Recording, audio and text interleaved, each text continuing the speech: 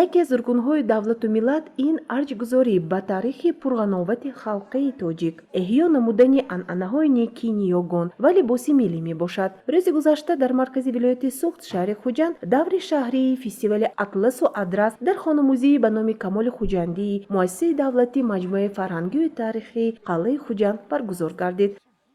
ман чун таро дар имрӯза чорабинӣ ки озмуни либоси атлас 14 намуди либосҳои арӯса, арӯсӣ, кӯдакона, идона, арӯсу домотӣ расмӣ пешкаши меҳмонон гардонидам.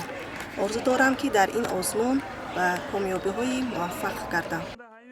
баргузории фестивали мазкур яке аз тадбирҳои гиромидошти арзишҳои асили фарҳангӣ буда, он ба тарғибу ташвиқи либоси миллӣ ва намоиш додани ҳунари волои тароҳону ҳунармандони ватанӣ равона гардидааст. Фестивали мазкур бо мақсади ривоҷу равнақ бахшидан ба истеҳсоли матоъҳои адрасу атлас, тарғиби сару либос ва матоъи табиӣ аз ҷиҳати экологӣ безарар бо истифодаи услубҳои миллии дӯзандагӣ аз 4 номинатсияи намоиш ба мисли духти атлас, расмӣ, арӯсу домод ва либоси идона, ки ба феҳристи либосҳои миллии давлати тоҷикон дохиланд, пешкаши ҳозирин гардонида шуд.